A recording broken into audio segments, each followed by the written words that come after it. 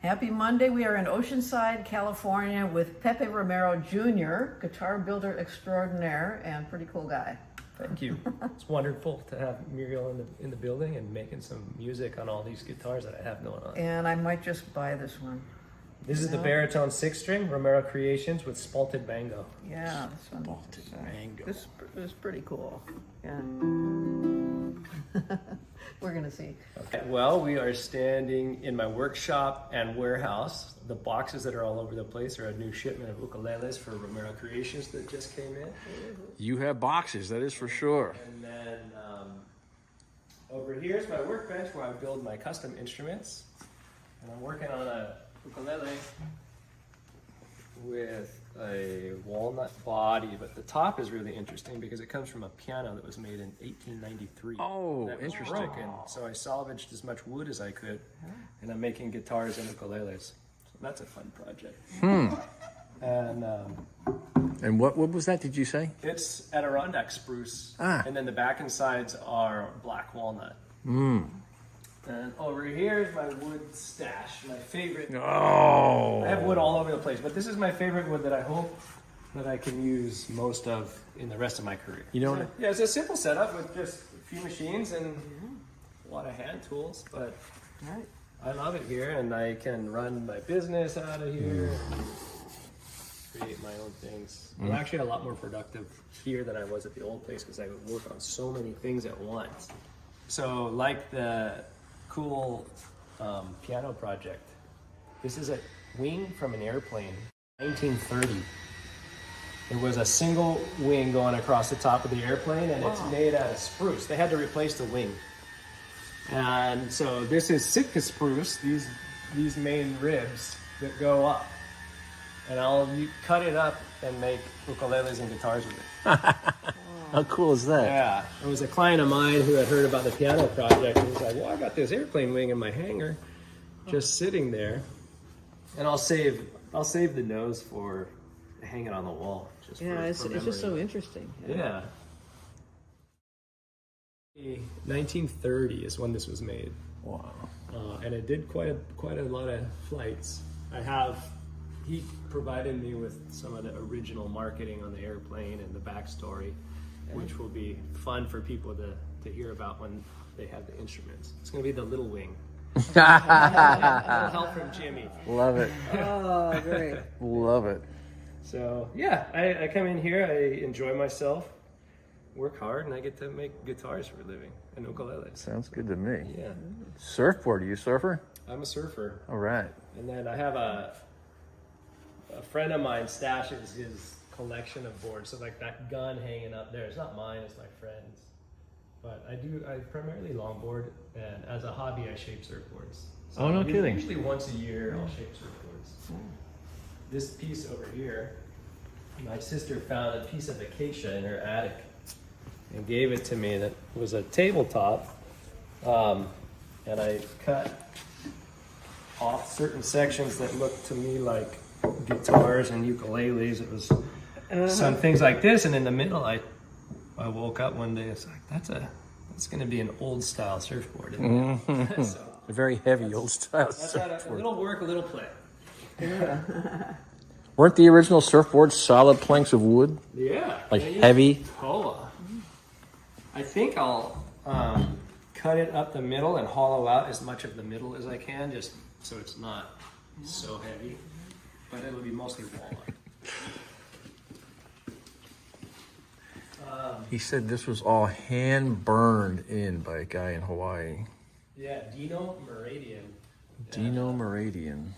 Then I have here, this is a mini guitar. It's tuned G to G. This is one that I made myself.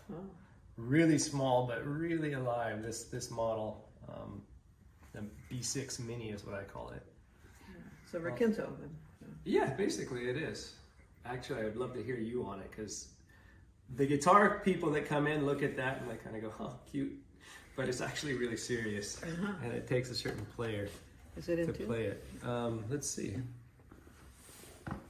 Should be close.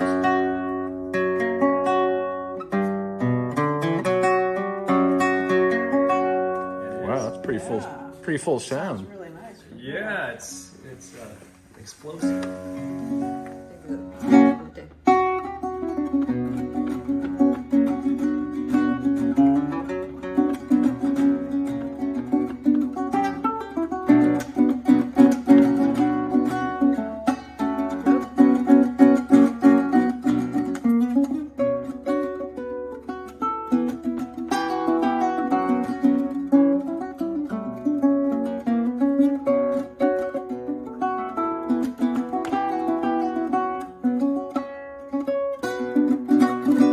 It's yeah, you have to watch where you are because it's a short scale, really It's, short yeah, scale. 19 really. inch scale. Yeah. Yeah, it takes a little adjustment, Yeah. but it's fun.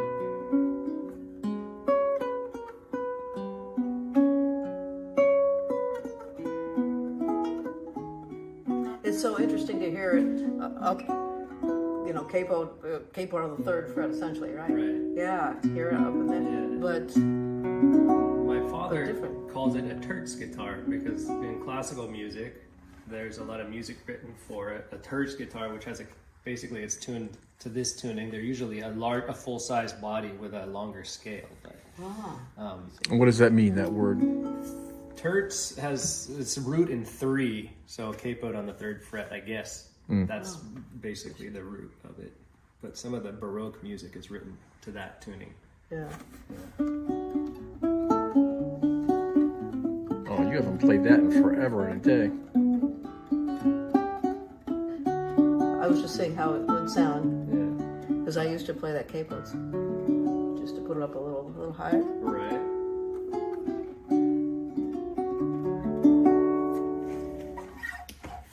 Thank you.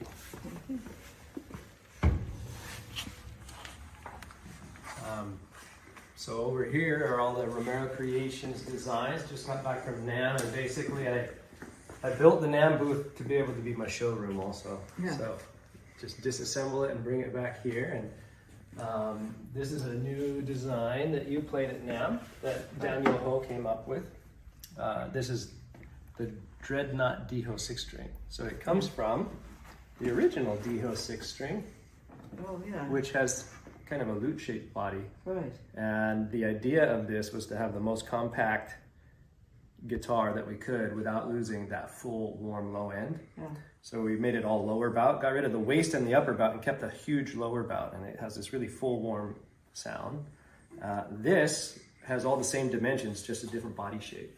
For those who don't accept Oh yeah, the different the uniqueness, but it'd be interesting to they're try wonderful. them both to Yeah. see the difference in sound. Let Yeah. me see what tune. It's E to E tuning with a 21-inch scale, so bigger than the one that you just played. And this is the same model you played it now.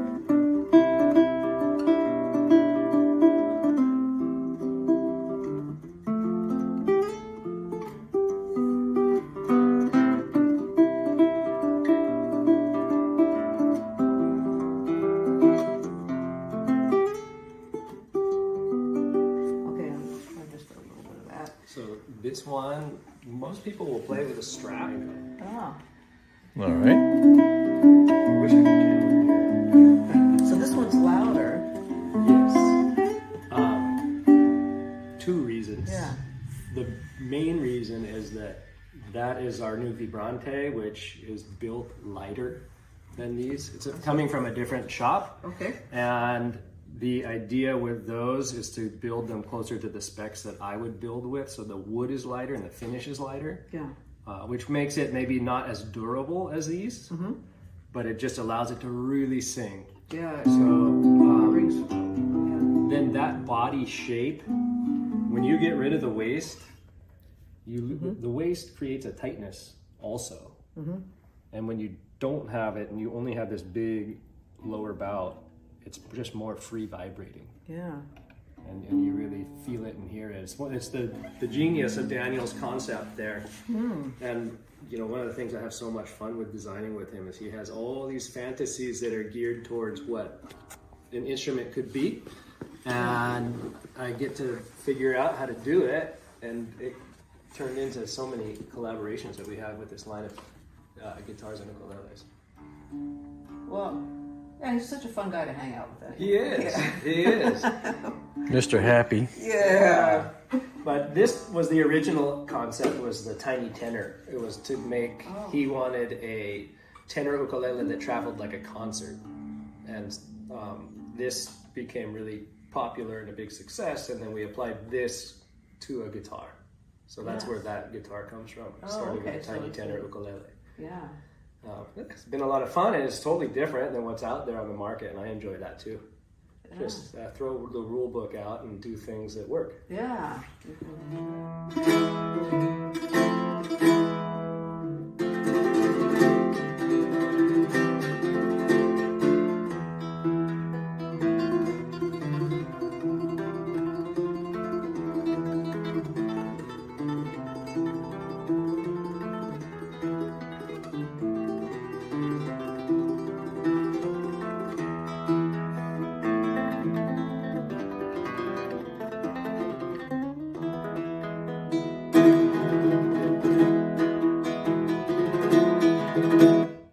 Something like that. So, Pepe, why did you decide to go into guitar building instead of playing like your father? I mean, being his namesake. Right. I'll try and condense the story because it's loaded, and it starts from the time I was a little boy. I knew I wasn't a guitarist. Oh. I loved the guitar. The guitar was everywhere, and the pressure to play was immense in my family. Yes. And Well, the Romero family. I mean, all yeah, Pepe and his brothers and. I felt that if I played in front of anybody, they expected me to be at the level of my family, and I never was there. And then I also watched how hard they work to be at the level that they are, and I knew that I like to play for 20 or 30 minutes, and then I'm done. And I can love the guitar like that, but I would never become elite. And the other aspect is I missed my family when they were gone. And from the time I was 5 or 6, I knew that when I grew up, I'd have a job where I can go home and be with my family at the end of the day. So I knew I wasn't a guitarist, and I didn't know what I was going to do. My senior year of high school, my grandfather, Salvaged, was sick with cancer, and I was cutting school to go see him at the very end, and I had fallen in love with wood shop and made cutting boards and cigar boxes and little knickknacks. And one day I had to leave him to go take a test, and he looked at me and said, "When are you gonna quit school and build guitars in my house?" And I was like, "Oh, you're crazy, you can't do that." Where he came from in old Spain, you could do that, like families did that. But he passed away, and I wanted to make one guitar for him. I didn't want to be a guitar builder because that fell over my head. But I made the guitar with Dave Trapegan, a builder up in Washington State. And when we strung it up, I knew clear as anything that I'm a guitar maker. That he knew my path somehow before I did. Wow. It was just before I turned 19. And from that moment on, I went with it and studied in Europe with builders and some of the great builders. And I've enjoyed the ride so much. Yeah, and you've become very successful on your own. Thank you. Yes. Yeah, the guitar has treated my family very well, and having this new dynamic, instead of it being another guitar player, to be the guitar builder, and that dynamic with the family of guitarists, we have a lot of fun with that. And I learned so much from them and their critique and their needs. And that was a big reason when I started building ukuleles, that I was seeking out some people who could give me that kind of feedback, and that's how Daniel and I met. But yeah, if someone were to want a pickup, I would recommend that every day over this. Because it doesn't have the woof then. Yeah, it's just easier to control. Yeah, it takes a little getting used to with the scale and everything. Right. Yeah. If I look away, I'm grabbing the wrong fret. Yeah. But your reach has just gotten much bigger. Yeah, that's right. I think that this 21-inch scale is about as small as you can get to tune it E to E and have it still be a playable guitar. Yeah. But it fits in a baritone ukulele case, so for travel it's great.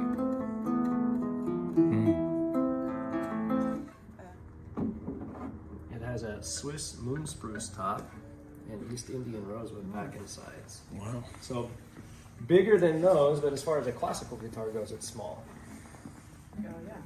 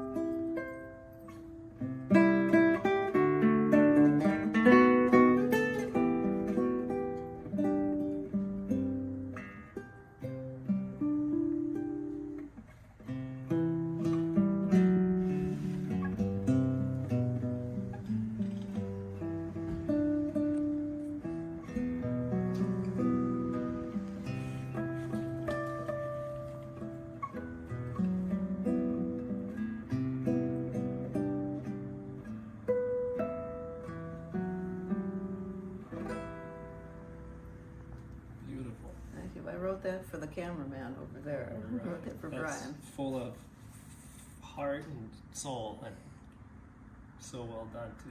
Thank you. I love I haven't played that for a long time. I love that. It just came. Thanks for playing it here. Seems that this instrument just wanted to play it. Yes. For Brian. Yeah, beautiful sound. Yeah. Gorgeous. Yeah, look at that wood. Oh, Yeah, East India that's Rosewood. lovely. Really, really well made. Yeah. So to design an instrument and have it built for me and have it at that level is really exciting. Yeah. Piano. Twist her arm. Yeah. This is one that I built myself recently, and it has the top comes from a piano built in 1893. It's nice looking. Look at that. Isn't that cool looking? It has some of the original varnish in it, and I tried to sand as little as I could. The top is probably 9 pieces. Because What's the back? the back is Brazilian rosewood. Really wild set. Gorgeous. But this way you get the full spectrum from all levels of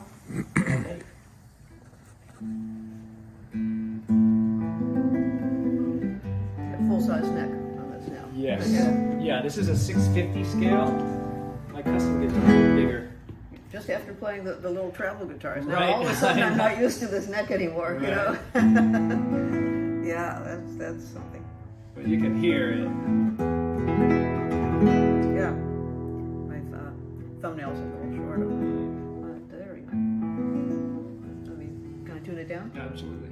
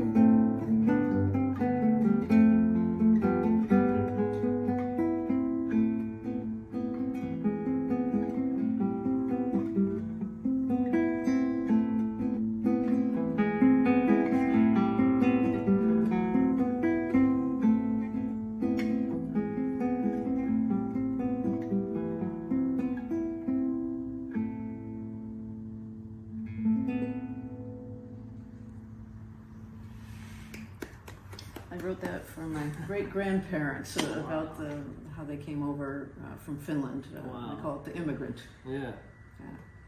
They came over to work in the granite quarries in Cape Ann. Okay. Yeah. It's a tough journey. Tell me what this is again now. This is the baritone 6-string from Romero Creations in Spalted Mango. Spalted mango. Mango, what do you play on a mango guitar?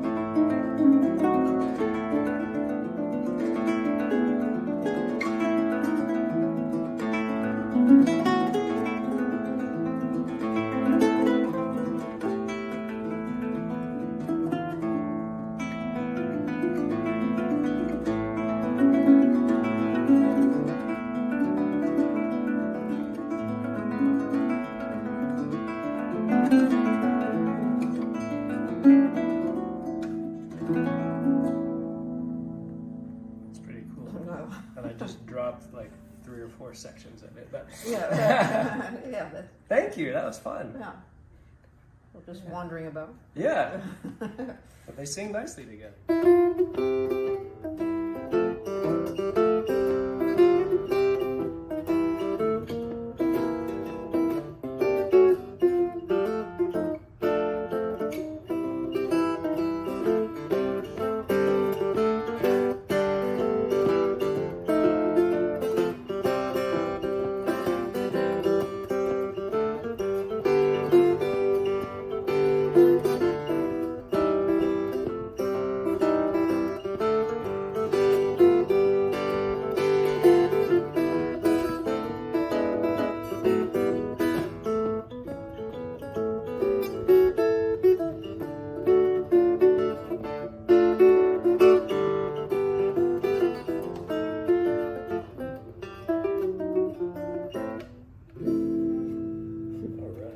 It's kind of an old-fashioned kind of sound like to it, it. yeah. The sound of this instrument. Yeah. I agree. Well, nice to visit with you. It's wonderful to spend time with you. Thanks for making the time to come over. Oh, my pleasure. And say hi to your family and your dad. I will. Okay. You got to see him a little bit, right? I At did. the I show. saw him at NAMM. It's not the right place to hang out, but at least we cross paths. Yeah, he is one of my favorite classical guitarists, classical and Spanish guitarists of all time, of course. Yeah. Thank you. Me too. Yeah, you too. Yeah. You might be slightly biased. I'll put him as number 1. Good for you. But it's great. Besides that, just he's a wonderful father and grandfather to my kids, and good to be around. Yeah. Welcome in. Yes.